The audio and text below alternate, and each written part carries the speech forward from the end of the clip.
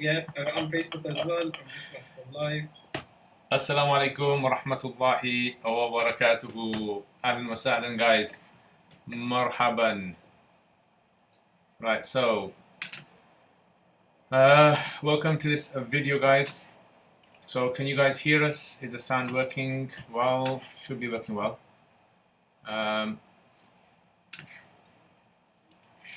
So what's happened to you guys? Are you guys speaking? Yeah, I'm just sorting myself out at the moment. Just True Islah, you're sorting yourself out. MashaAllah, self-Islah. Some self-logging in. So okay, let us know, guys, in the chat if the comments or if the sound is working properly, or if it's not working properly, or or if you got any other comments that you want to make. Tafaddal. Right. So it looks like my screens are a bit messed up. Okay, so yeah, stream live on Facebook now. Alhamdulillah. Alhamdulillah, alhamdulillah. Right, so ahlan wa sahlan, marhaban, welcome to this video of three dates. One day there's going to be a day when people are going to say, why do they call it 3 dates? Astaghfirullah. They're mimicking Ramadan, they're mimicking the deen, they're mocking the religion. Just don't ignore. Okay. Before we go on, sorry, I just want to understand why Liverpool fans are laughing at Man United fans at the moment. What's happened? I think Liverpool are just about to win the league. Okay. I think so. You will definitely know within the next half an hour, 40 minutes. I probably should know now. Actually, I don't know. No wonder probably our viewers are not here. Our viewers are going to be watching. I've tagged in. We're going to talk about Liverpool because obviously, after 30 years, you got to do a little bit of talking about Liverpool, and otherwise it just wouldn't be wrong. Wouldn't be right. Sorry. Allah. You see, I don't understand any of these football jokes or references, so I'm not good here. You must have been that weird guy in school, innit? That didn't watch football, yeah? That was me. That used to get high results and was not really good at PE. Last choice moved to yourself. I was actually good at certain PE, like certain sports. Certain PE? What kind of certain PE is that? Orienteering. Oh. Bleep test. I don't think we had that in our school. Okay, Shaban, did a City win, which means that if City won, that means that what do you call it? I think Bob don't win the league today. Liverpool don't win the league today. They'll win it, I think, on the next time they play. So the big thing about that is that obviously Liverpool haven't won a league title for 30 years. Wow. So for 30 years they've won absolutely nothing. So because of that, obviously all the Liverpool fans are like gassed at it. And they should be because their team's been the best by miles. I don't think anybody's been close to them since December.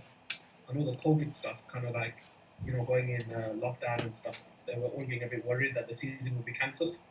And we enjoyed kind of mocking the Liverpool fans. After 30 years of being so close to winning something, there was an opportunity that they might not get it, but they have now. So I think, is it fair to say Liverpool is probably one of the... Well, Liverpool fans are probably the least racist. Is that a fair statement? I don't know, I would think so, but you just never know with these things. I've been to Anfield a few times. I've never had any problems there, but I know one of my relatives went to Anfield and he received some abuse. And one of the Liverpool fans turned around, so there were a couple of Liverpool fans with him, and one of them that was giving him abuse, they all turned around to him, even the non-practicing one. I thought you were going to say the non-practicing one. The non-practicing Liverpool fans. So those guys turned around and they said, "Oh, leave him alone. He's one of us." So I think sometimes it's that tribal affiliation kind of goes through in it. So people were like, "Oh yeah, he's one of us. So leave him alone." You have to join a cult basically to be accepted. Yeah, you would still like that because you don't like football. I don't know what sport you like. What sport do you actually like? Watching wrestling. Nah. What was I gonna say? That's not football. A bit like a cult though. Like people are willing to fight each other over where they live, and the team that has nothing to do with them, they're kicking a bit of pigskin around, and people get wild over it and start fights over it. Isn't it a bit cultish? Yeah, it's not pigskin anymore. So we got to remember that. You just disappeared. I thought you've become a rotating circle. Football. Have I become a rotating circle? You become Wow. a footballer, brother. Yeah, this is a hint. You become a one eye, bro. There we go. You become a one eye. I've switched patterns around now, so it's a bit easier. Just dim this light, it's a bit bright. But yeah, so it is a bit cultish, but it's not that bad, man. You know, I think, see what happens in football, from my own personal experience, is it seems as though football, it kind of, sometimes it gets the worst of people. It brings out the worst in people. As in, not worst as in like bad character, but as in extremely competitiveness. And some people, naturally, they just can't control themselves. I remember I was playing when I was in Pakistan. I was, again, at Pakistan. Yeah, so, Brother Zishan, if you're watching, it's another Pakistan one you're missing out on. So, Did you about talking about Pakistan so much? you know, if I stayed in another place for 9 years, I think I'd be talking about that as well. So what basically happened was, me and this guy, there was a guy, and this guy is like proper silent and Sufi Saab, and you know, one of those kind of guys in Madrasa. Yeah. He's from Thailand. Yeah. When he plays, he just becomes crazy. Yeah? He becomes like really wild, like you don't even recognize him. And he tackled me, and me, who I am, yeah, flipped it. And I said, who do you think you are, you know, trying to play properly? And then he got angry, and then we both kind of confronted each other, and then we didn't hit each other, but like nose to nose. And then, you know, everyone pulled us away. And then later, no, we kind of regretted it afterwards, because once all the kind of, you know, testosterone and everything had gone down. Later on, he said to us, like he came to me and cried, and he hugged me, and he said, I'm so sorry, I don't know what came over me. And why did he cry? I know, he just cried. He just cried in front of everyone, and he just apologized, hugged me, and he's, look, I never imagined I would do anything like that. He goes, I can't control myself in football. And I've seen it so many times with guys, especially when they got like beards and they're practicing people, right? And you know, they get violent and angry. So you can understand when sometimes people say, like what Naveed mentioned about this hooliganism. You know, is it just in football? Is it something which is found just naturally when it comes to you know, males dominated sports? Is it something you find everything? Like for example, darts. I know darts. One thing I associate with darts is beer. For some reason, every time I think of darts, I think of guys with fat bellies drinking beer. That's probably because yeah. That's the only track you hear at the old Dolly. You gotta watch. You gotta know a little bit about darts, and it can't play to save my life. And so yeah, I think it's kind of stereotypes sometimes we have, or Liverpool fans being like this, or you know, Chelsea fans being like this, and you know, I think it's. But yeah, I mean, I don't know. What do you guys say about that? What's your observations on these kind of sports? I play football quite a bit, right? And I used to play quite a bit. Now I look more like a football.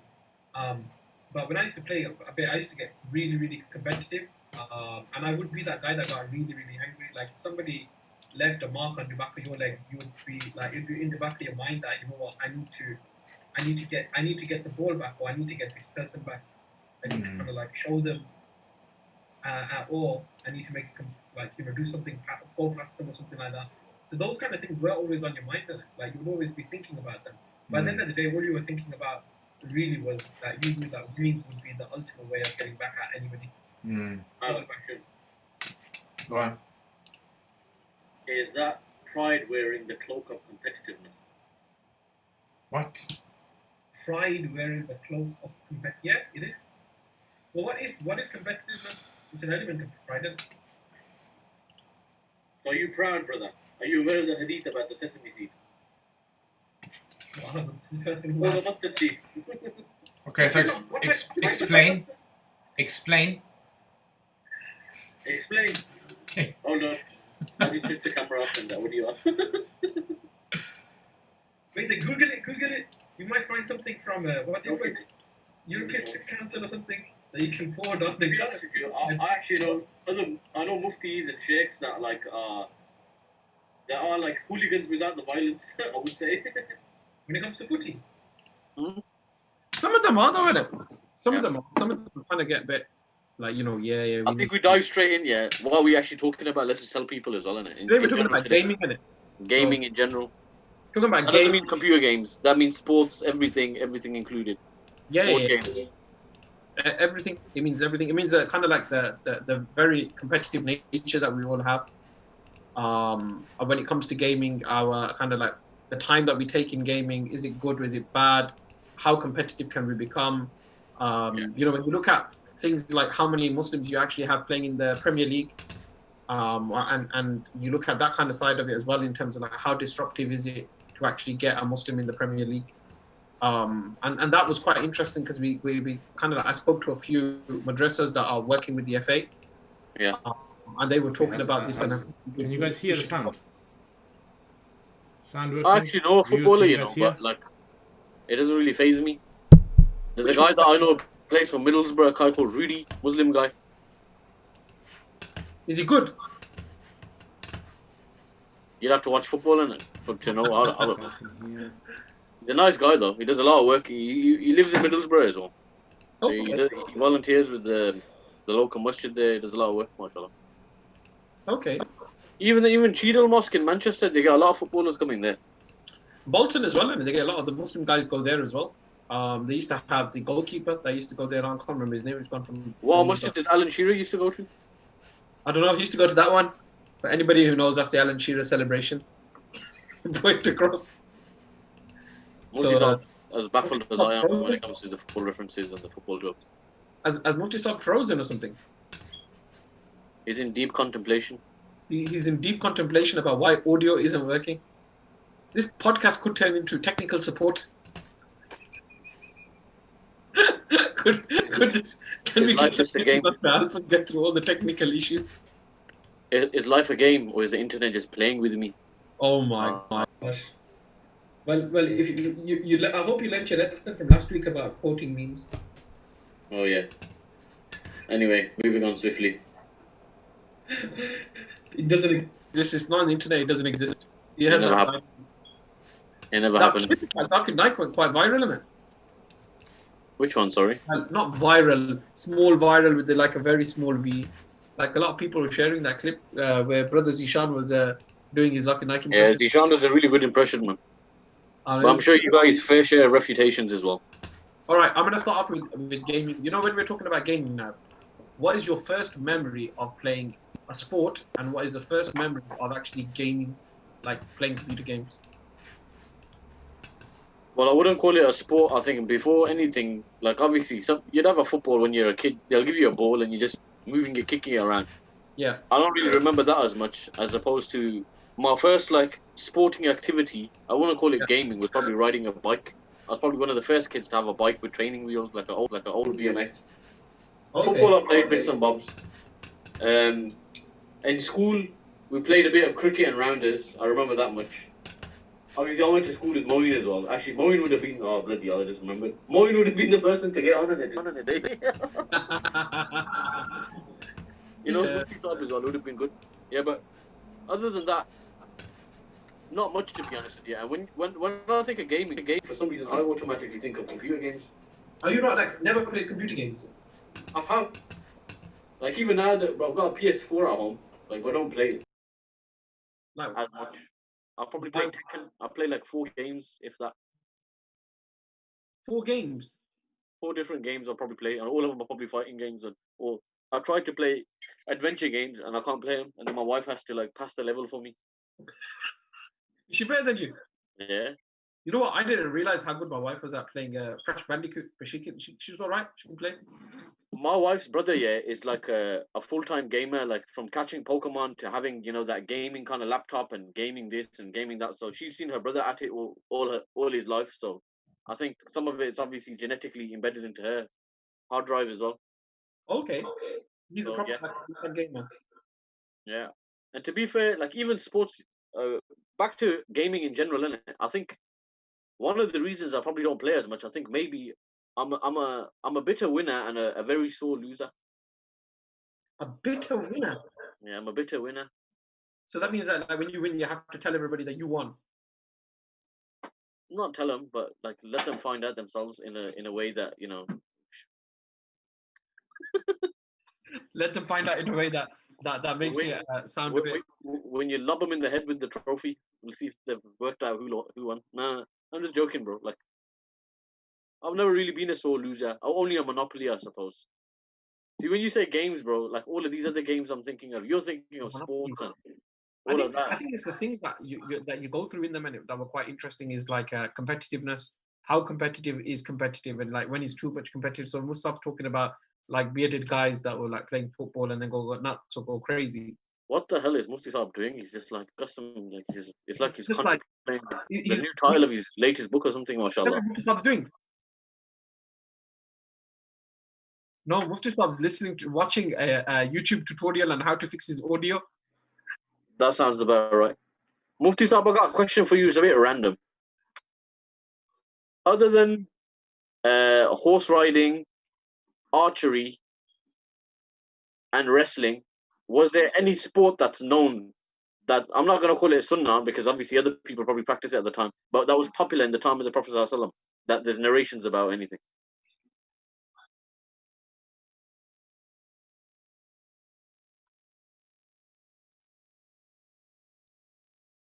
You know, when anybody ever says, sorry, Mufti Saab, you know, when anybody ever says that, the thing that goes through your mind automatically is darts. For some reason, I just thought about darts straight away. I thought it's darts. I don't think darts existed at that time, but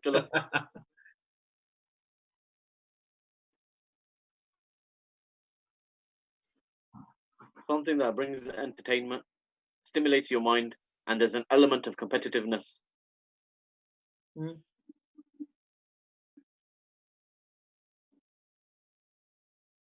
Yeah. Mm.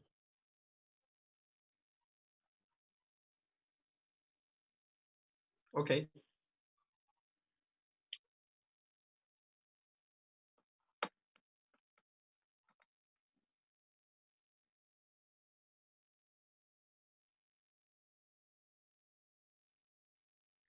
Okay.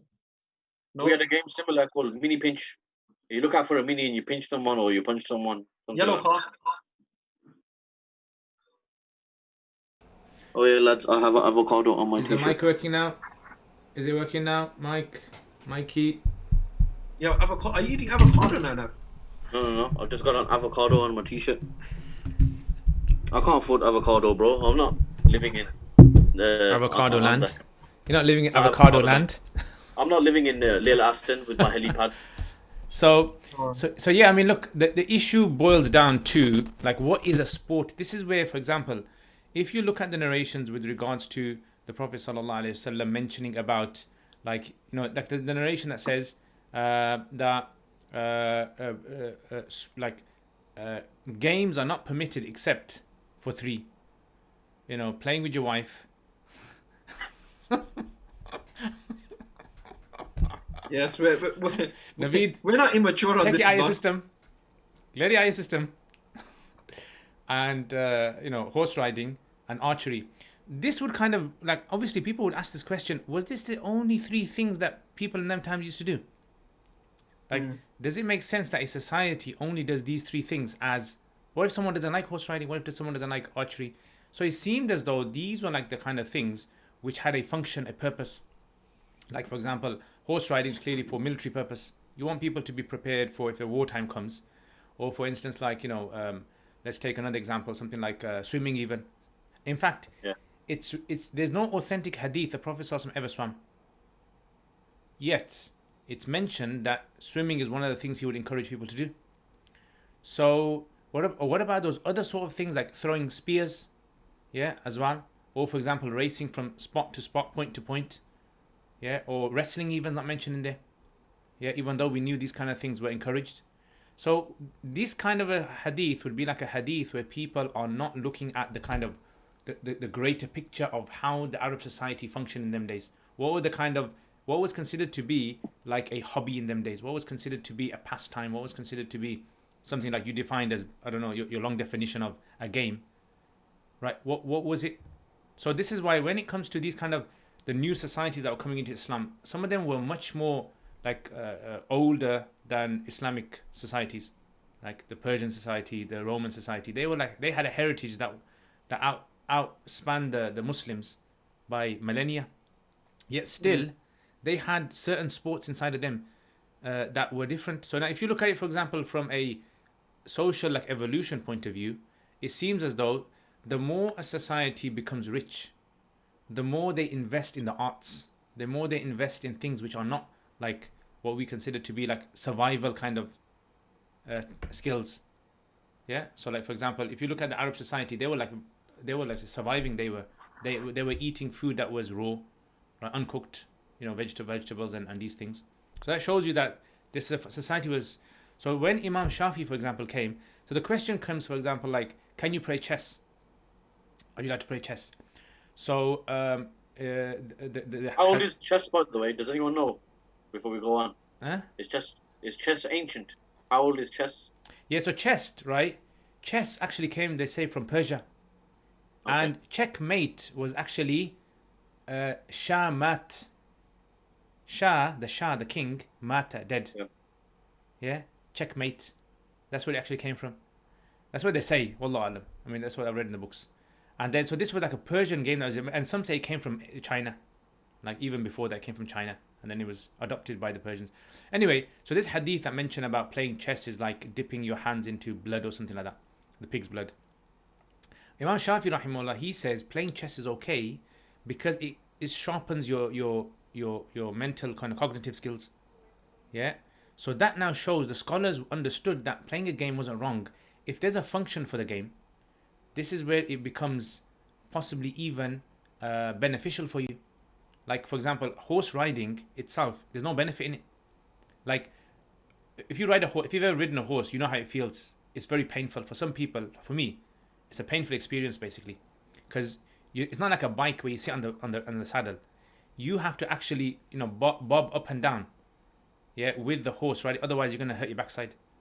So I remember because I went to Wales once with a retreat with the Sufa, and we went on a horse ride. And what happens with horses is, if you ever ride with a group of horses, if one horse runs fast, your horse will automatically start running fast. So what was happening is, we were our horses were like going crazy. And I don't know what my horse has been drinking or smoking. I don't know what he was doing. Yeah, his Horses name... do the lead. It's been acknowledged. Yes, that's one. So anyway, the horse, they took us on a different path. So like the guys who were a bit kind of like fragile on the horses, they took us on a different path. So it's like the question is again, the ulama, early ulama understood if there's a function for sports. So in the early days, you can never imagine that there's going to be a guy called Ninja who's going to earn, like $500,000 a month just by playing a game through sponsorships. You never imagine that. Like classically, this would never have been imagined. It would have been seen as a waste of time. Yeah, it's something which is futile. In fact, one of the things why games were prohibited in the early years, they say, was because it was strongly associated with gambling. Yeah, like nowadays, for instance, like there's many sort of sports, well not sports, there's many sort of like activities which are strongly associated with gambling. Even sports?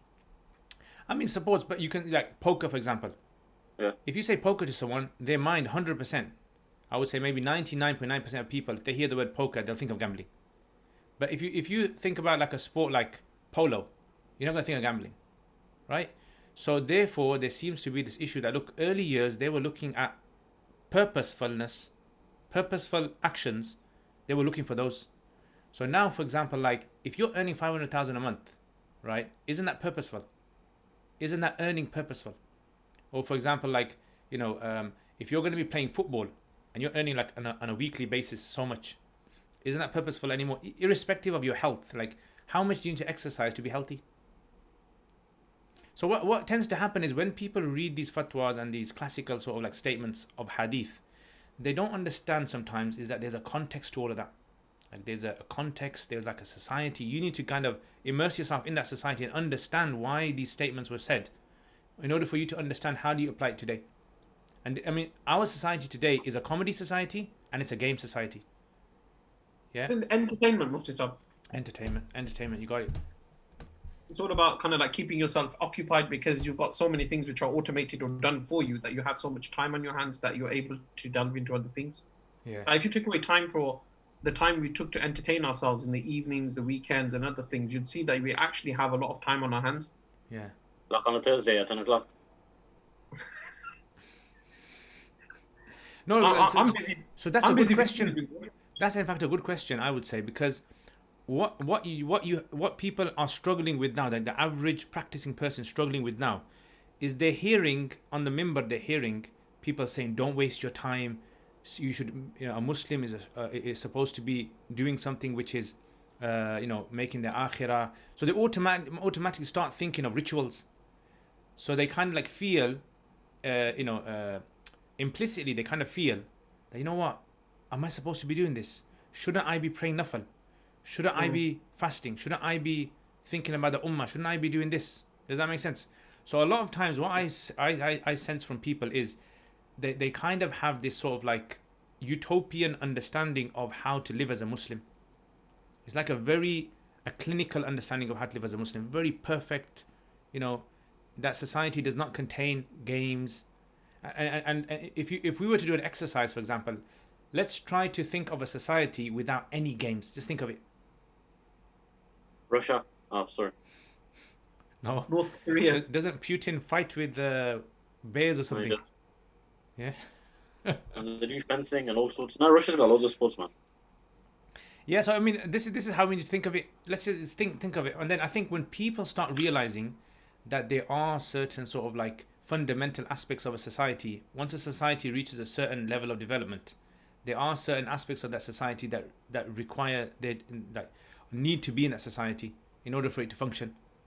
Yeah, even things like if you think about Pakistan, there's certain sports there you might not be interested in those sports, but it's like kabaddi, yeah, polo, even for some reason they like polo over there, or I don't know what else they like. Cricket. Can you explain the rules of kabaddi to me? Because I've never idea. really understood it. It It just looks like guys slapping each other. You've got to touch a line and then you got to get to the other side. And I don't Is actually it tig know and what to tag? do. Tig and tag. It's like tig and tag with happy slap. Tig and tag with happy slap. It's a UFC version of tig and tag. And That's the interesting thing is, when you're kids, you come out, you for some reason you become very creative in games. Like I remember when I was a kid, in my family, my siblings, I was the fun guy at home. I used to come out with games like no one ever heard of. Yeah, so I used to be the guy. When my mom and dad used to go, when we were like young, about 8-9 years old, mom and dad used to go to shopping. They used to go shopping on Saturday mornings or Sunday mornings sometimes. Yeah. And I used to say to everyone, right guys, everyone's gone, let's play.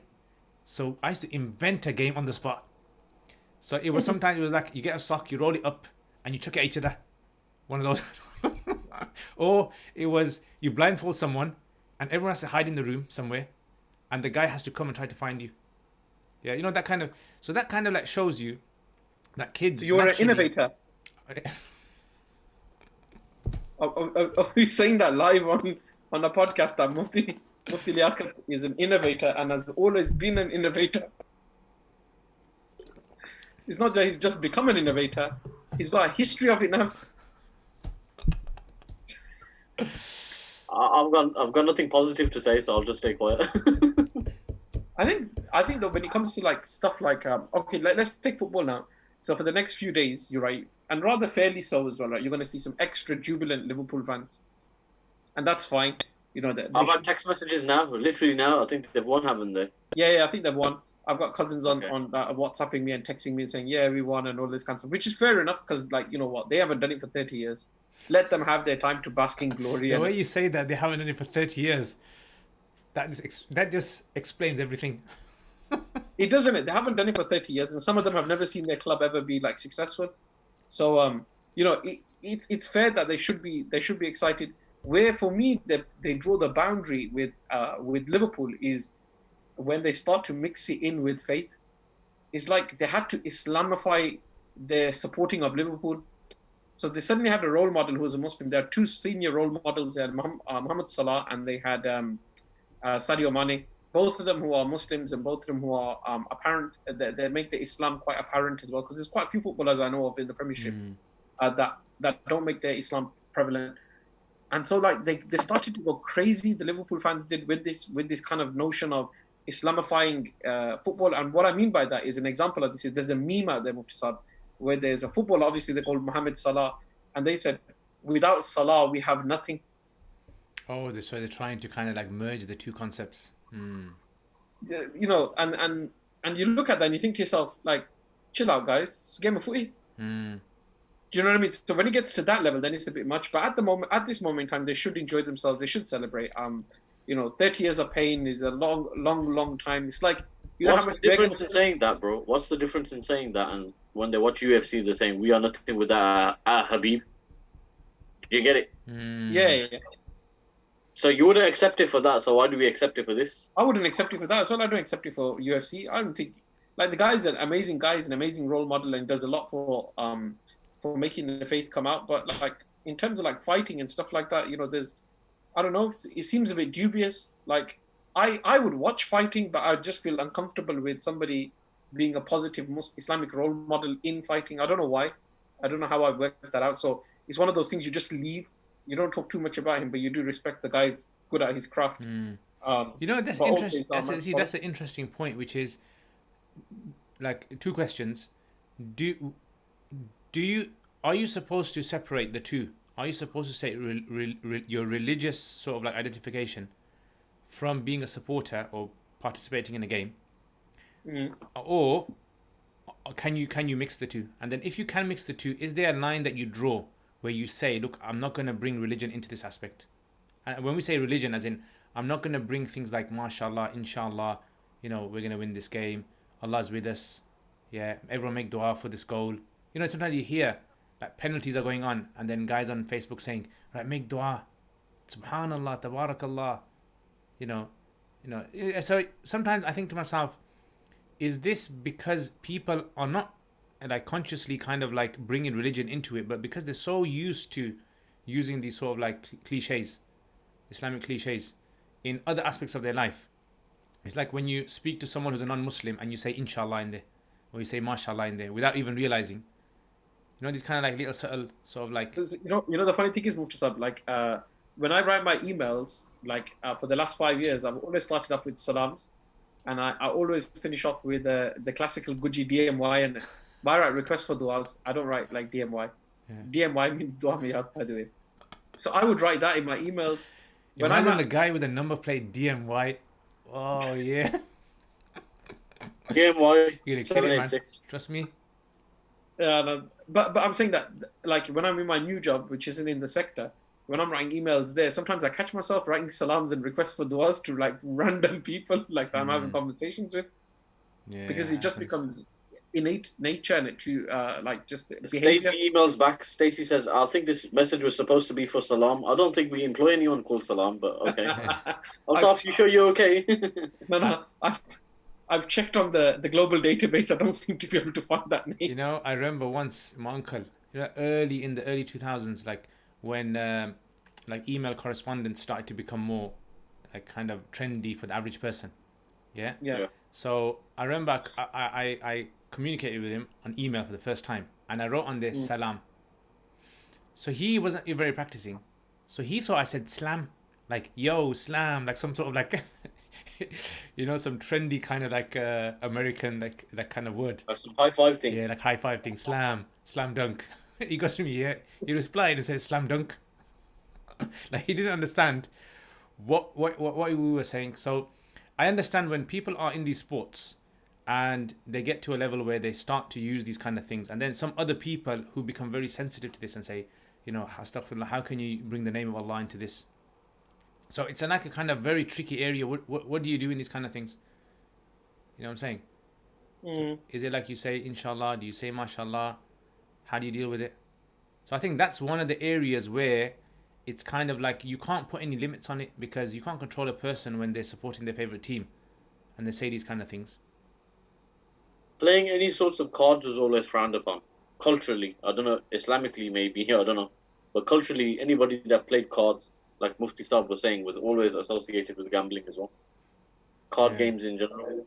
Would it be the same in like kind of Gujarati upbringing as well, bro? Or is it just man, what are you on about, man? You know, like we used to play a whole was it Texas 5 card, but we used to play with chips without any money being involved. Oh, okay. And so we used to play games like that. That wasn't like frowned upon by anybody. Like my dad till this day, he won't play a card game. He won't play Snap. Seriously? The knuckle one. The knuckle snap. No, that's raps. Raps. Hashtag Broadway school. Yeah, that was a proper astaghfirullah. If you lost in that game, you got your knuckles ripped. So what they do is that they hit a pack of cards across your knuckles. So if you were the one that lost, you would basically have to pick a card. I think red was hard and black was soft, and they would basically scrape your I knuckles. remember, bro. We used to play that. We used to play Pick Up I used to have 52. it most days then. Have you played Pick Up 52? Yeah. Favorite game. You know bro, the favorite problem with game. these games is what I don't understand is when you play like blackjack, for example, Yeah. with one person, the rules are slightly different, and when you play with another person, they're slightly different. And you play with another person, Yep. you know, it's just like But you have that's what you, before you play the game, you have to kind of like just clarify. You know, is this a miss a go? Is this a reverse card? Is this a this? Is that a this? You Yeah. have to kind of like just clarify. Same with pool, Mufti Sab.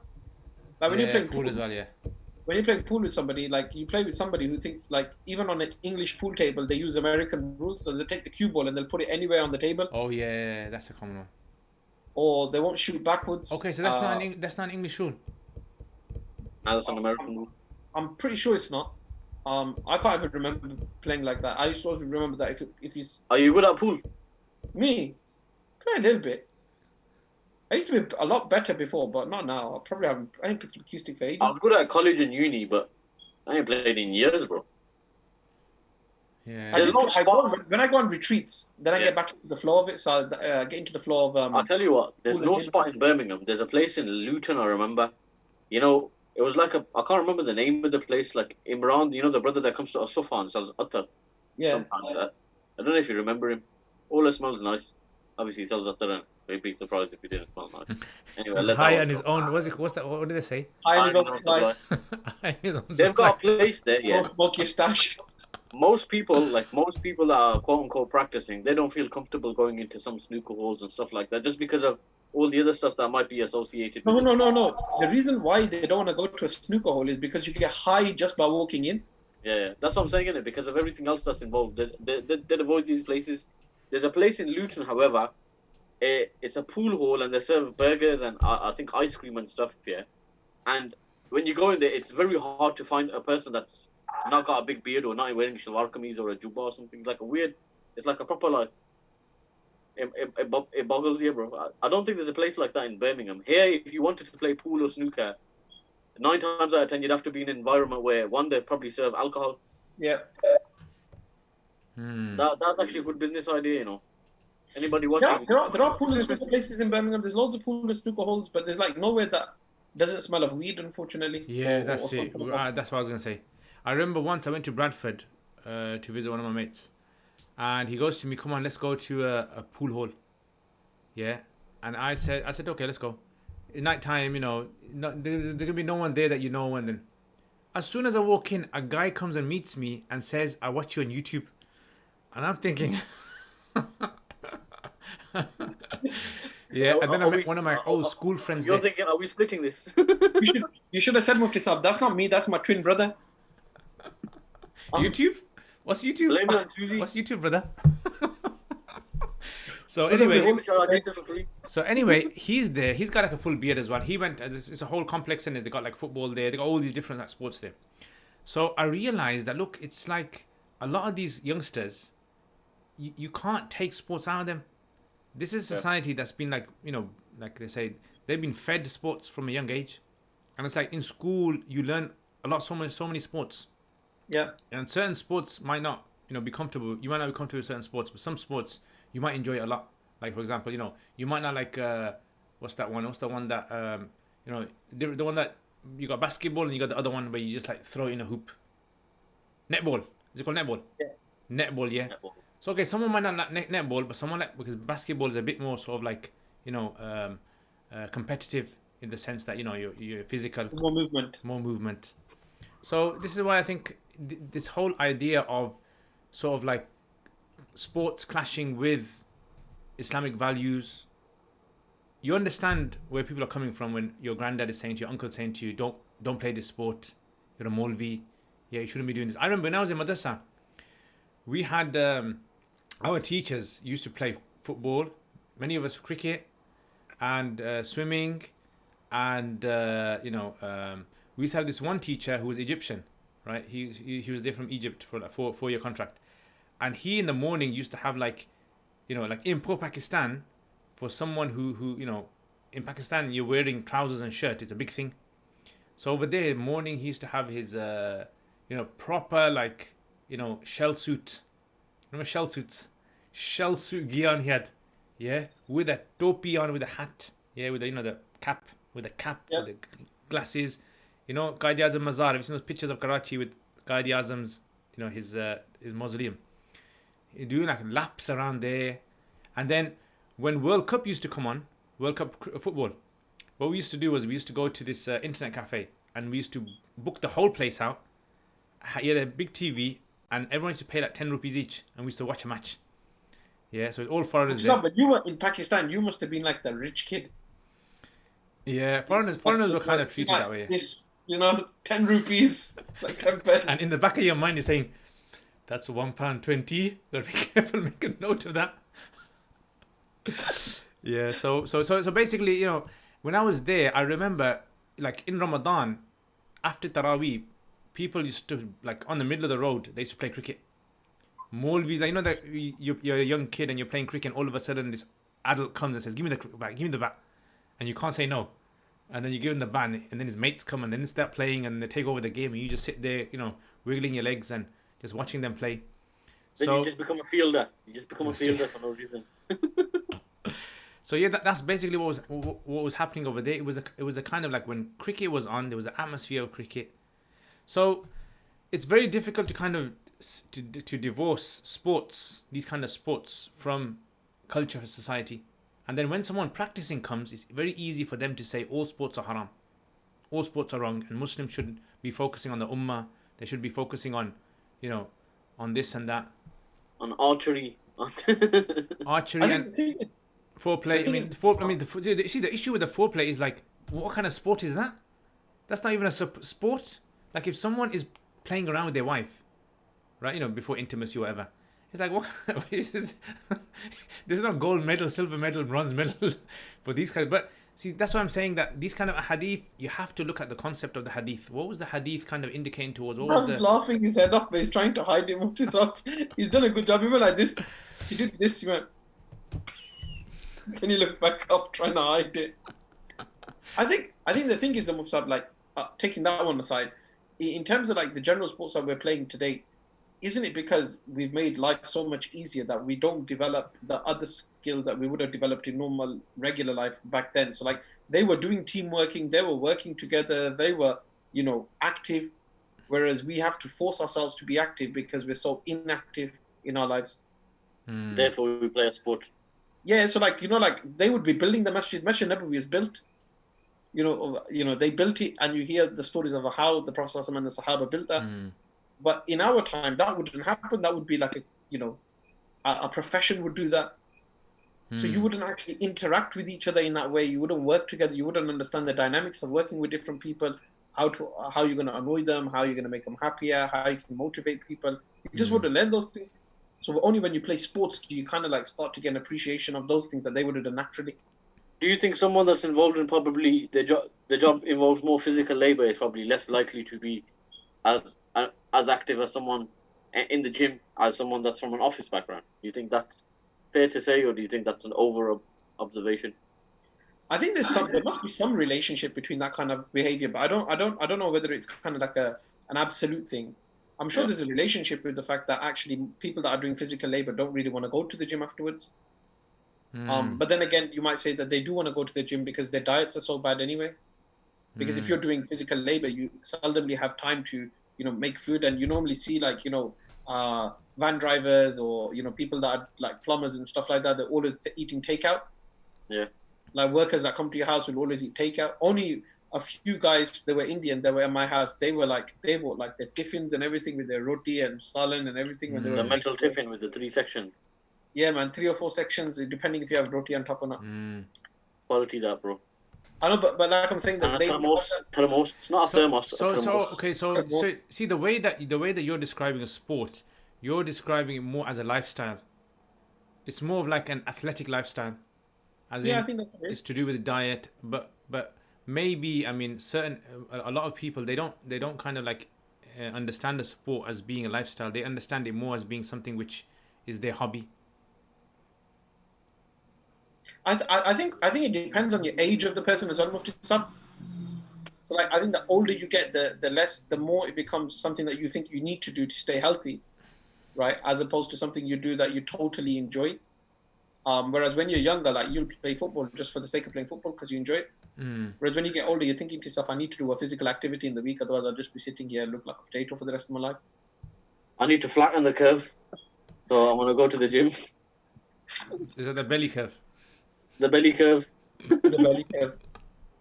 But that's another interesting thing as well that's happened on it, obviously this week, and in relation to kind of like doing sports as well, is the easing of the lockdown. Like, Did you see Bournemouth Beach? Did you see that? I saw that on TV, and it kind of like you see the way I that's. thought it was a pilgrimage of some sort, man. It was crazy, because people are doing that. But like I was driving around Birmingham earlier on today, like looking for some Arab food. To be honest, that's what I was looking for because I had a day off today. I thought, I'm gonna have a nice Arab lunch, so I was looking for some Arab food around Birmingham, and I just drove up towards Birchville Road, and it was like COVID never happened. I drove up to Birchville Road, and it's like COVID didn't happen. Then I drove back. On the way back, I went through Soho Road because I was just going that way around. And there, Mufti Saab, only one person had a mask on. I was actually looking for people with masks on. So for me, it was almost as if COVID never happened, and it was just all back to normal. And I was taken aback by it a bit because I'm like, you just feel a little bit bizarre. And whether people sitting in restaurants and eating and stuff, man. Not that I'm snitching on them, but they might not have just been on Soho Road. They might have been in other places. You shouldn't don't judge. What's that saying? Don't judge a book by its cover. Nah, bro. Come out with one of your poetic lines on judging people. I would do, but like my office is on Coventry Road, and the only way you tell that there was corona is because that the restaurants don't let you eat inside. Other than that, there's no indication of anything that, like, if there's a coronavirus or not. You might get the odd Somalian brother with one mask on, and that's about it. That was a bit random there. I know. That's all I see though, innit? Like, I mean, okay, so I mean, to be honest, I have not worn a mask. It's nothing to be proud of. It's just that first of all, I haven't left the house for a long time, and then whenever I leave the house, I don't I try to do the social distancing, 2 meters, not shake hands, right? Unless it's like someone who you can tell they're coming towards you, taking their hands out their pocket, and it's like you feel a bit bad to say no. Yeah, you kind of say okay, and then you wash your hands. So yeah, I'm being very kind of cautious in these kind of things. Even though I think I had it in December, I think I had it, and I probably got the antibodies or something. But yeah, I think going back to what you were saying about this issue of with in relation to the sports and the society as well, I agree with you that when a society reaches a certain level of economic growth and sort of like develops, their understanding of like living, and technology, sports becomes more of a need for the society because there's no other way for them to be able to. I remember when I used to do MMA, I felt so good, like mentally I felt good. One is that you feel confident because you feel as though now you got some sort of like leverage over the people because you know how to kick properly, or you know how to give a few jabs here and there. But the other thing was I actually felt that I was releasing from myself this kind of like built up emotion throughout the week. So when I would go and I would like punch the punching bag or spar with my partner, it's like I felt relieved after that. I felt like I was, and I think a lot of people who play computer games, this is what happens to them as well. It's like a release. It's the way they kind of let off their steam. They're playing escape. They escape. A lot of people and the way the kind of games are evolving now. I remember I was in Pakistan. There was a guy there. Basically, this guy was from a certain country, and he was basically. I like Naveed's trying to work out which country it is. Going, yeah, I know which country it is. There's gonna be 2 countries that you're probably not gonna mention because it's gonna look bad. So it's probably gonna be one of them. No, I'll tell you, it's from West Indies. West Indies, anyway. West Indies people are very chilled out, by the way. Right? They are the most chilled out people. I've never come across a West Indies guy who is like serious except for 1 or 2. So this guy, he played, and first time I ever heard of it, an 80-hour PlayStation game. 80-hour. And I thought to myself, What game was it? 80. It's like one of those kind of like, you know, like journey kind of. You go on a journey somewhere, and then you gotta work out these things and fight Like people. like Metal Gear Solid or Resident Something Evil. like that, or yeah. something 80 hours. And I said to him, 80-hour game you played. You missed the class. Then you understand. Like he's probably missed class everything. He just missed his class. Missed class, yeah. I unfortunately he got involved in other things as well. You know, some other sort of like illegal substances. But the problem was, you can tell this spirals if you don't put checks on games, and you don't put restrictions on there, it spirals out of control. So I could understand that when people kind of get into this gaming sort of like mentality, if people are not doing it for the right purpose, you're going to end up with youngsters who are going to have no sort of like purpose when they grow up. When you were in Pakistan, were they obsessed with wrestling? No. They calmed down then, because I remember going about 10 years ago. They haven't calmed down. Nav, I've been somebody sent me some couple of clips on YouTube, like where people have been entering their wedding. You know, like when the woman enters the hall, they like normally have like a tune or a song. Yeah. Now in Pakistan, I've seen a few clips where like they come out to Triple H's music, Undertaker music, and they come towards their bride like with Undertaker and Triple H music on, and they do the whole wrestling entrance. I knew they took it seriously when I went to my uncle's house once here in Pakistan, my khala's husband, and he's there. He's talking to me about the rivalry and like, you know, the kind of beef and the strange relationship between Kane and the Undertaker, and he was like talking about it like it's something real. And I'm there thinking, well, I know wrestling's fake, but do I break it to you? Do I destroy your whole everything that you're living for at the moment? I just leave it. I just left it. I was like, yeah, man, okay, man. I hope they work it out, man. Inshallah. Yeah, I think this is from my own experience of living in Pakistan. Yeah. I think Pakistan culture is slowly starting to kind of equilibrium now, right? Starting to reach a sort of plateau now. But what was happening basically is that Pakistan was trying to reach the level of the developed countries without going through what the developed countries went through. They wanted to kind of like, you know, leapfrog it. So this is why you had this problem in society. Like, you go to Pakistan, you'll see the people trying to, you know, say English swears. Even though, you know, you understand you're not supposed to say this swear here. This is not the right place to say it. But they were trying to use those kind of like English sort of like slang words. There was a guy once there, and he always wanted to try and say to us, in it. And we don't even realize we say it. And he every time was like speaking to us in English, and they would say, in it. Like, you could tell he's saying it in the wrong places. Like, it sounds very unnatural. So what tends to happen over there is, like, for example, I remember telling you last week about Mr. Bean. Mr. Bean was very famous there. People used to enjoy that kind of humor. That society is at that level of humor. Yeah. And then, like, you can imagine the kind of Dave Chappelle humor.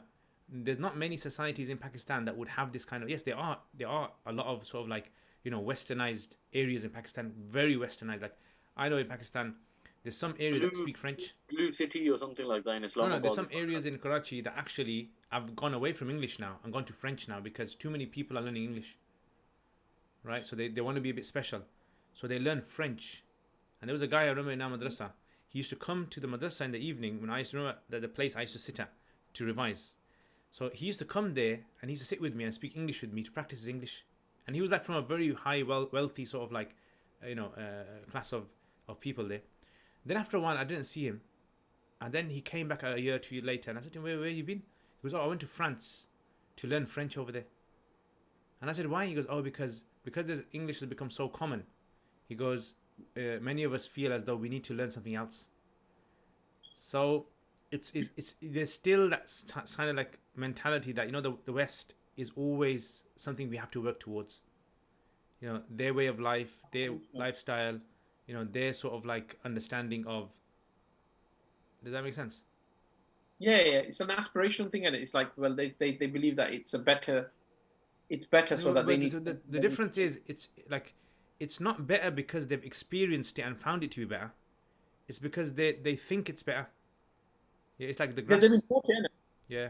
So when they're resting, it's one of the remnants of colonialism. It's like, you know, like, it's Great Britain. Like, you know, Trevor Noah talks about it, and is that you kept calling it great, so we wanted to see it. If you hadn't called it great, we wouldn't have gone. Yeah. So I think that becomes one. But when it comes down to sportsmanship stuff, the thing that you always hear is people don't call it haram. They try to sidestep it and they just say it's a waste of time. This time could be used more. That could be used more wisely. The problem with something like that kind of comment is, how do you live your entire life with that maxim of, I think is that too much of a high bar to like analyzing every moment of your time, or is that something that we should be working towards? Yeah, I get what you're saying.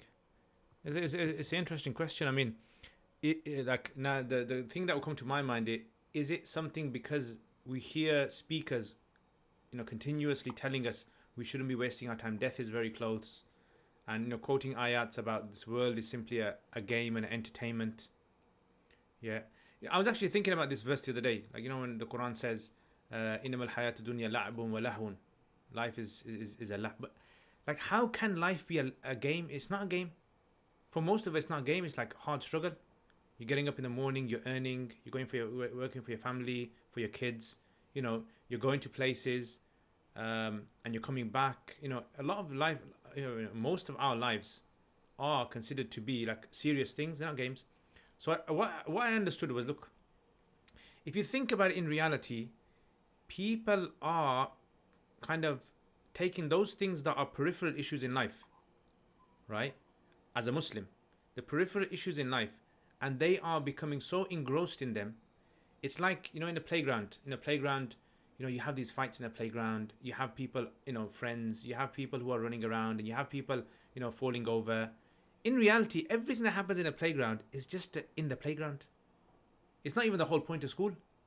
Going to school, if you went to school and you're just looking forward to playground, and you're looking forward to being with your mates, that's really a game. That is, to you, life is not serious.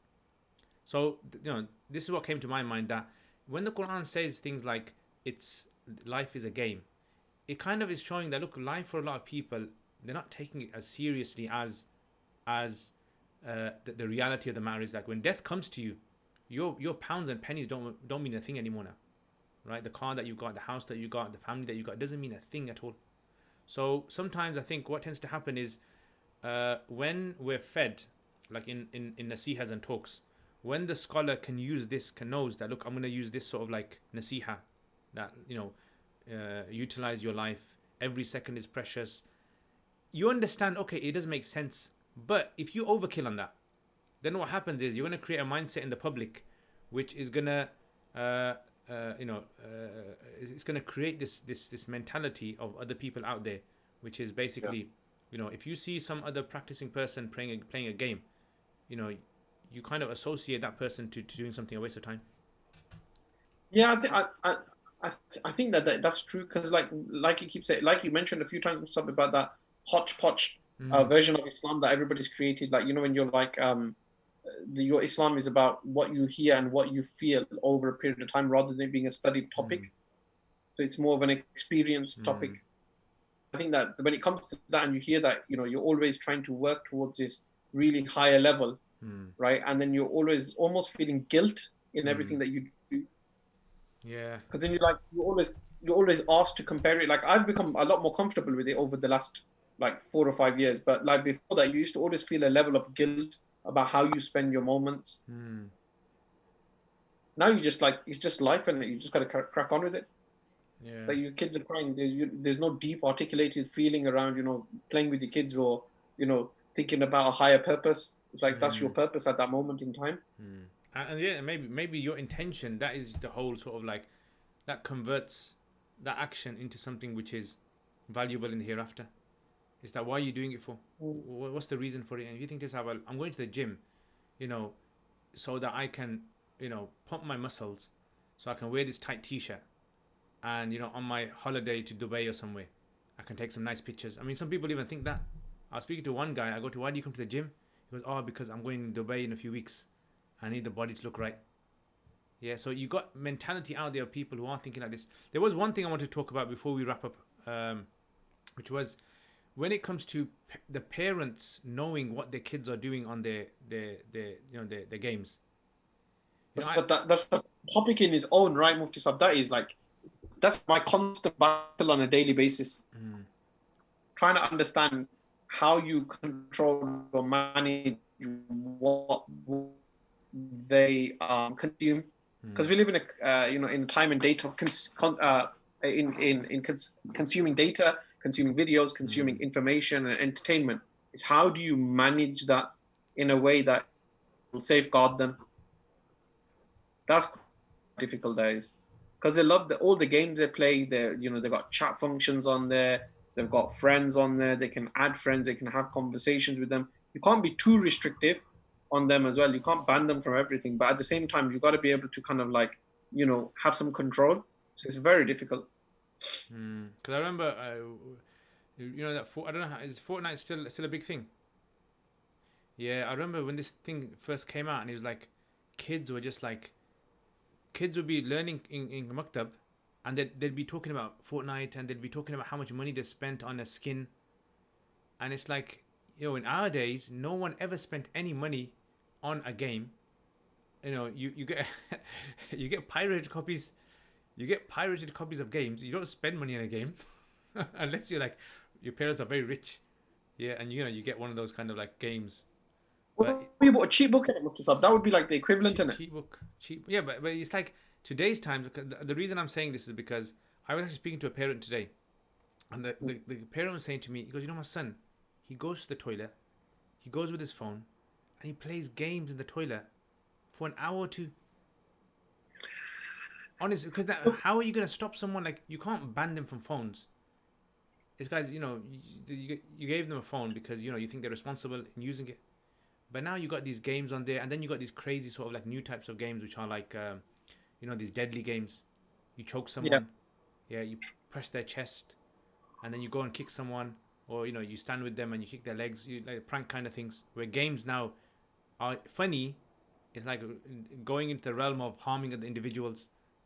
The harming thing of Tisab, I don't know, man. That was like GTA was a game that came in our era, like when we were youngsters. That we grew up with games like that with GTA, Grand Theft Auto 1, 2, 3, 4. I've played them, right, and I can like say that I've not really been wanting to do anything as a result of it. So I don't know, man. You're a violent person. So are you saying that because you're basing it on your own personal experience, or is it that sometimes, what tends to happen is when people say that, these violent games should be stopped because there's a clear, like a correlation between, maybe there's that kind of street crime that's happening, stabbings and all that. Maybe that is something which is... I think things are getting violent just now, man. Altaf started to disappear. I think he must have done something. I think my wife was going to get violent then and say to me, where's the keys for the door? And he's going to kind of pull someone out of the car and take the car. No. But going back to what we were saying, is that parents. I think parents.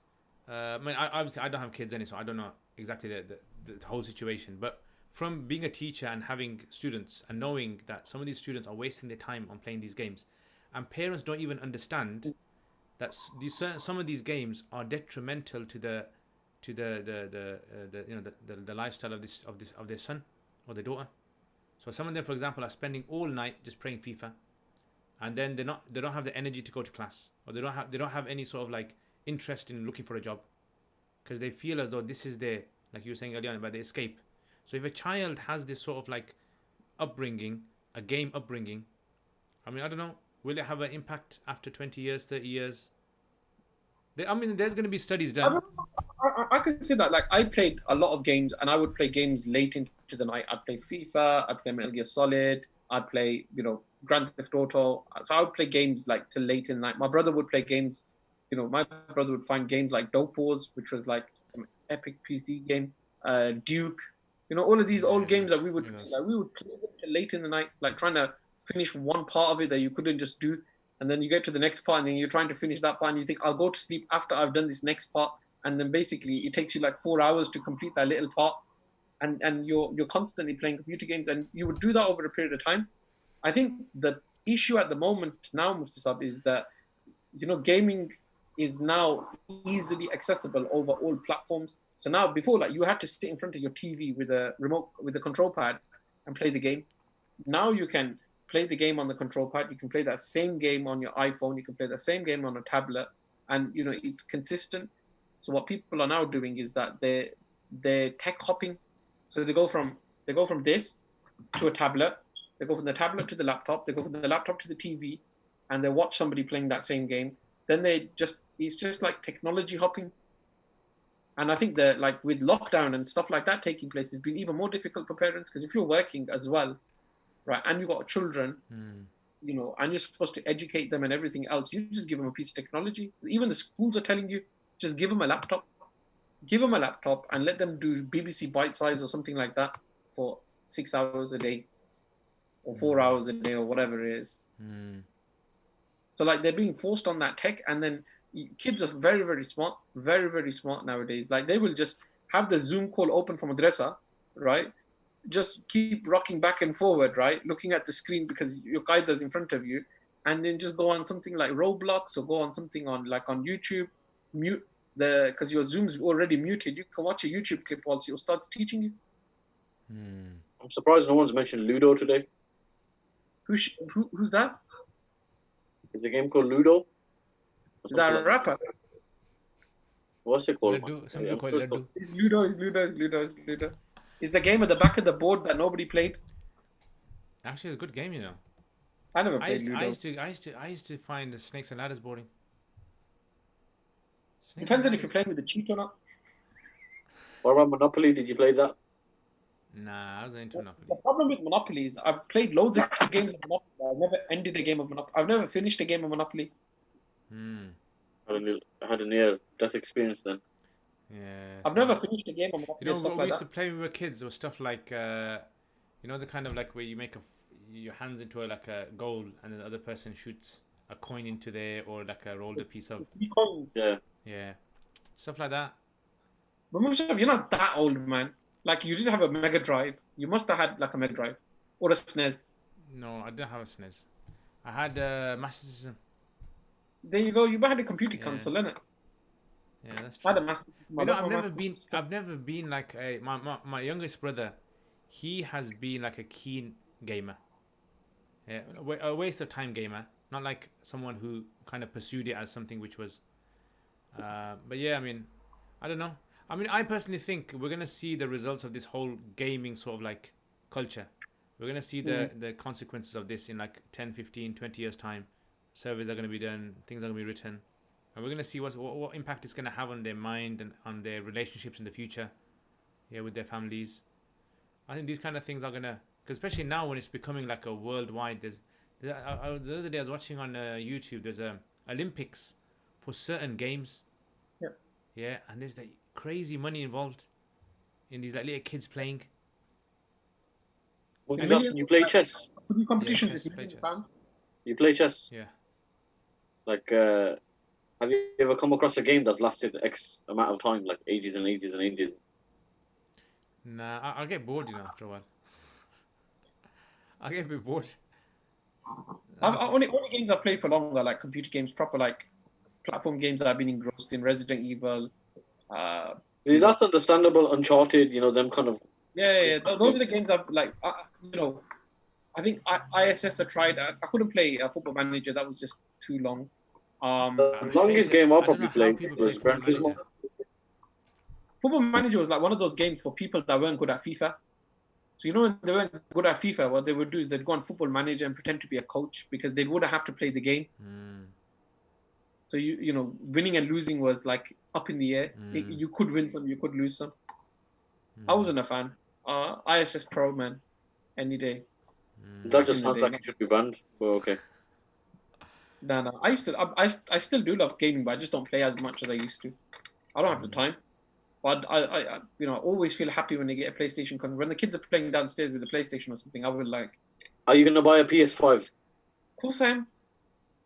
What's so special about PS5 that's different from a PS4? The graphics. No, it'll be the one that all the new games come out on. So like you don't have you can say the graphics will get better, the speeds will get better, the loading times will get better. All of those things will get better. But the honest truth is, the new games will go on it.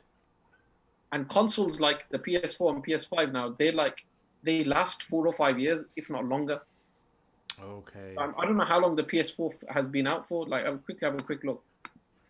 Yeah. But I'm sure the PS4 has been out for a long time. It's at least 5 years. More than 5 years. Probably.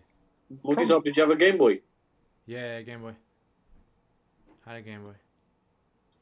Yeah. What consoles did you have, Muftasab? Give us a run through. Okay, the first one I had was a BBC Acorn. Remember BBC Acorn? Yep. Yeah, so there used to be a game on there, which was basically my dad called it a game, but it was basically learn how to type. Yeah, there was a game on there which was basically like, you know, that the quick the quick brown fox jumps over the lazy dog. Yep. Yeah, you had to kind of try to write that without looking at the keyboard. Is that one of those kind of ones? And then there was one game where you had this guy running and he just does a jump. It's like athletics, and he jumps as far as he can. And there's one of those. Then on the next computer that we had, it was those ones they used to have in the schools. Yep. RM Nimbus. RM Nimbus. And then there was a game on there which was basically you had to be on one island, and you had to cross over, and you know you can only take on there the fox, the hen, and the goose. Me, my sister, my brother would sit there after school, say, "Okay, listen, my go," and you know we'd play. It was just that kind of like kid kind of feeling. Then I had what else did I have? I had what's the other one? You know, the one that cassette plays. Remember Atari. that? Atari. You put the cassette in and you gotta wait till it loads, and it takes about 10-15 minutes to load. No and man, like, the kind of music is like like one of those. Yeah. And then it's like, you know, you know, Terminator, you got Terminator there or something like that. So it was like a very You have to do that again, man. Someone's gonna cut it out. Yeah, so you had those, and then like, you know, it was a very long game to load. It would take so long, but it was that enjoyment that you had, that kind of like, you know, dopamine levels going up, that you just want that kind of feeling that the game, even though the game is a stupid game, like in today's terms, it's like watching like a 1980s sci-fi movie of the 80s. And you look at it now, you think, how the hell did I watch that? What made me watch this kind of rubbish, right? But you're thinking to yourself, well, in them days, it was something that was excellent. So my cousin, he had an upgraded version of the Atari. Yeah, it was green. Like the color was greenish. And then then it just moved on from there, and then I wasn't really kind of too interested in these kind of games. Then I think I went to Pakistan, and then my brother was the one that actually got like a, you know, like these handheld sort of games. Yeah, not like, you know. Yeah, one of those ones. And I had loads of computer games. I had consoles. We had through all of them, man. I had the Acorn 3010. I had the Atari. We had the Atari as well. Then we had an IBM, the big box in the house. We used to have like Netscape Navigator. That was the first internet browser. Oh yeah. Netscape or something like that. I had. And you had like, wasn't that the one that you had like every week you had a certain number of hours free? Yeah, the dial-up, the old school dial-up through a phone line, and you couldn't be on the phone at the same time as being on the internet. Yeah. But then I had a Master System, I had a Mega Drive, a SNES. What was that game? I remember that it was like, you know, like you have like a tennis, and you connect to your TV. Yeah. And it was like each person had this kind of dial, and then you have to get the ball and you hit it, and it kind of it rebounds off the wall. Is it called pong? Pong, yeah, I think it's pong. Ping pong. Dung, dung, and it gets faster and faster and faster. Yeah, and you got to balance it up. You know, it's just crazy how your mind kind of like, when at the moment we're gonna look at the games today, and in 50 years time we're gonna say, look how rubbish these games were. I know, man. But I think I went through everything, PS1 to all the way to 4, Nintendo Wii. Have you tried VR?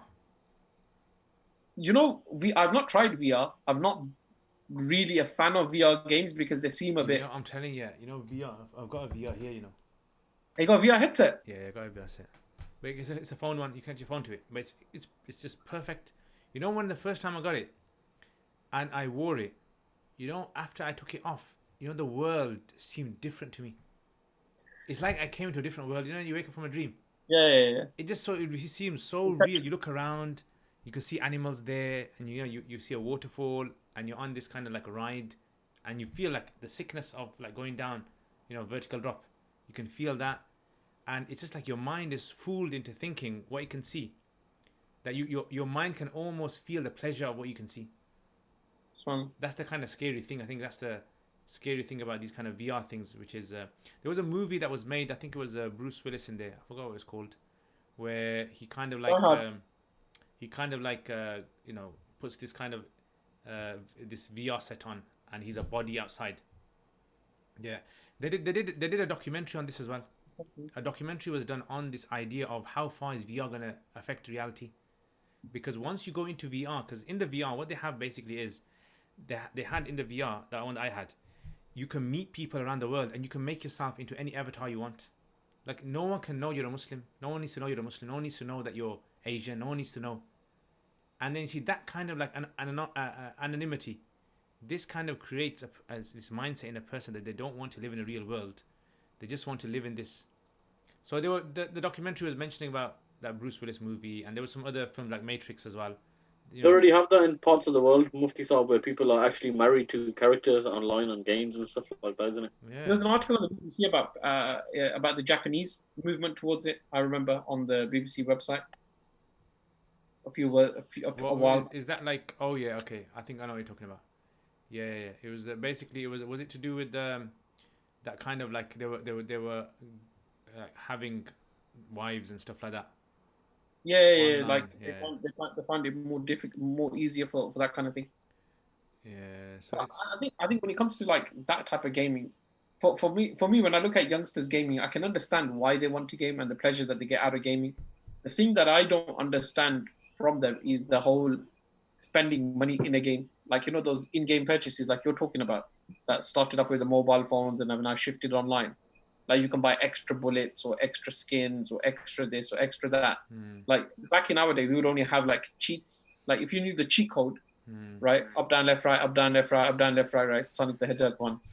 If you didn't know the cheat code, then you wouldn't have anything. Like in Grand Theft Auto, you would have a cheat code that would give you everything. Yeah. But nowadays you have to like almost like it feels as if they have to buy everything. The game comes as a base skeleton. You have to buy all the bits and bobs that make you cool or relevant to the game, isn't it? Yeah, I bought Street Fighter on my PlayStation with sub, right? So you know, classically when you've got Street Fighter, right, you'd load it up and you would have, you know, if you had the Super Street Fighter or something, you'd have like loads of different fighters. You have, I think it's about 16 or 20 fighters. Now they only give you like 8 fighters, and all the others are restricted. You have to either play the game for a set period of time, or you can buy them. Ooh. Same with Tekken. I looked at that and I was like, this is a waste of time. I bought the game already. I bought the game because I wanted to play with the players. This commercialization and then, you know, capitalizing on people's, you know, the surplus money that they have. But the sad thing is when they're doing it with kids, you know, you think to yourself, kids, they don't have any money. Yeah, they're saving up their money to buy. They don't realize that this is something a waste of time. And then, you know, I don't know. Maybe it's something that they grow out of, and you know, people will. But I still feel as though these violent games are contributing to a lot of problems in our community. I definitely agree, because if you're playing shooting games all the time, you're going to be more like, I don't want to get into anything too deep of a topic in it, but you'll be desensitized to stuff like that in real life. You understand? You know, so you're almost programmed into that mindset. That actually reminds me, you know, when they were talking about AI, one of the things that the question the psychologist raised about AI was that, you know, when you treat AI as a human, when you make AI into a human image and you start abusing it and start doing whatever you want, what's going to happen, he says, is that people are going to become desensitized to how they treat other human beings. So have you seen this video? It's a fake video of this you know, military sort of like AI robot that's walking with a soldier. It's got a gun, and then they start kicking it and they start throwing it. And then when I watched that first time, I actually felt like disgusted. Like they were kicking this robot. It's fake, but to you it seems as though, you know, it's like a human. It behaves like a human. So then when you have like a robot and you can abuse that robot, you can like you know, for instance, you can rape that robot in that sense. And then it's like, why can't you kind of you know, apply that to the real world? Does your mind kind of like cut off and say, well, in the real world I'd never do that. I would never ever do that. Online I would do that. Yeah, you know, like there used to be this movie in the 70s. It was a 70s movie. And basically, what the movie was, it was this a theme park, but the theme park was like this. Everyone was robots on the theme park. There was like 3 worlds. Everyone was robots. You pay a lot of money. Rich people used to go there, and they could do anything they want. So if they wanted, like, you know, the girls kind of, the women kind of lifestyle, or they wanted like cowboy lifestyle, or they wanted this lifestyle, they could go there and fulfill it. But what they were finding was that, like, this was in the movie. What they were finding is that the people actually they got a taste for murder. They got a taste for seeing women being abused and enjoying it, and then they found it difficult to be able to cut them off from the real world. So I don't know. Allah. Anyway, let's our generation, and it will that'll be the first ones to go. I think maybe wrap it up now. Let's just check out some questions. Somebody had a Commodore 64, man. That was the one. Commodore 64. My neighbor had that. Yeah, Commodore 64, and there was a game on there. Yeah, you know that tone of that game. It's still in my head. Every time I hear it, it makes me happy. Because you know why? Because I used to go to his house. Like, I used to try to ask my mom, can I go to his house? And I used to go to his house like 2 or 3 times, maybe a week. And he used to play this game, and it was like, the graphics were like really good, 64-bit, wasn't it? So it was like, you know, that's what Commodore 64 meant, 64-bit. So it was like really good. Because we were used to 32-bit. And then it was like these kind of level games, flashy colors, really nice kind of like music. And then, it was just like one of those games where you jump over some things and eventually you gain some coins. Commodore 64, that's the one, man. Commodore 64. Okay, so I've just had a look on Facebook and on YouTube as well. I used to love TV, games, movies, but now if it doesn't relate to what I'm working towards in life, I don't want to know, because you get busier when you get older. Time becomes, yeah, definitely. I think a lot of this kind of like age, a lot of things. But the strange thing is, football supporters don't seem to change with age. I don't know. They become more and more hooligan. Yeah, it's strange, I think. Football supporters. It's about the relative success of your club. Like Liverpool fans, right? They're really excited and happy. But like now you'll see United fans like cower and hide away. But when their team becomes more successful, in due time, I'm sure they'll come out the woodwork again and start celebrating again really, really loudly. I think the next time United win a league title or something like that, everybody in the world will know, because they will celebrate it. So alhamdulillah. And I think it would be good to do, the topic that you talked about watch it, how you manage children online, and trying to find a good guest for that as well. I think that'd be a good topic. Yeah, I think that'd be good. Maybe someone on here might be good at that. Someone's got like 100 kids or something. Lots of experience. Alhamdulillah. Anyway, Naveed, you got any sort of like finishing words? Finishing words. Go on, Nav. Okay, Naveed, tell me seriously, would you like to see a world without games? You seem to be a guy that's not too keen on games. Would you prefer to see a world without games? No. Do you want me to elaborate? If it's in a few words, yes. Games are games, and people play them. Like I've got a computer, I've got a console here. Like I'll play Tekken here and there, but with me, like I'm really good when I play the computer. But when I play people online, they wipe the floor with me. So then I just get angry and don't play anymore. So I do still play games. Does your wife play Tekken as well? No, Tekken player. She plays like them kind of like Uncharted and Metal Gear Solid type of adventure games. Yeah. That kind of stuff. I was about to say not all the time, but if probably once every month or something. I don't know. If she beat you in Tekken, I bet you would have hit the second controller. On purpose, I've only got one controller at home. Are there a lot of like females who are kind of into games? Yeah. I haven't heard of like many who are. I think you don't need like my sister would play computer games. As in, like you would play? She wouldn't play GTA, but she'd play other computer games. Why wouldn't she play GTA? Because it would have been something that we let her play when we were kids. Like, is it like Sonic would have been hers? Yeah, I know, but I'm just saying, like, it doesn't seem as though. It doesn't seem as though they kind of like a lot of women are interested in games in the way men are interested. I think maybe it's to do with competitiveness. I don't know. It depends what kind of games as well. Suppose Yeah, some games. I think it's the type of games. I think you're right, Mufti Sahib. I think it's the type of games. I think like some games are okay, some games are not. But like my wife can play Street Fighter. Yeah. First thing I checked, it's like you can play Street Fighter. Oh. Those are getting married. Now you can get beat up online and offline. Oh, was it like part of the mahar is going to be a skin? I'll give you. You know what? That's gonna happen in the future, Mufti Sahib. I'm sure that is. I've got a zero oxygen skin or some nonsense like that. Yeah, but you know, zakat questions on skins. I've got like. Yeah, you will. Mufti Sahib, I recently got the exoskeleton on Fortnite. It is worth £400,000. Do I need to pay zakat on it? Mufti Sahib, did you buy for an investment? Or did you buy with the intention to sell on? Anyway, let's just. I think we'll finish it. Jazakallah khair, guys, for watching today's video, and inshallah, next week we will see you guys next week. And if there's any other sort of like interesting thing that some of you guys have mentioned, some interesting things. Some of you guys have said things like,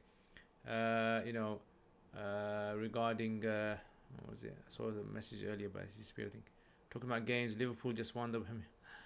We know that. We heard that, man. I'm going to end it now, Mufti Sahib. We just keep hearing too much about Liverpool. I'm trying to get more offline now for the next couple of days. Jazakallah khair, guys. Take care, inshallah. Assalamu alaikum wa rahmatullahi wa barakatuhu.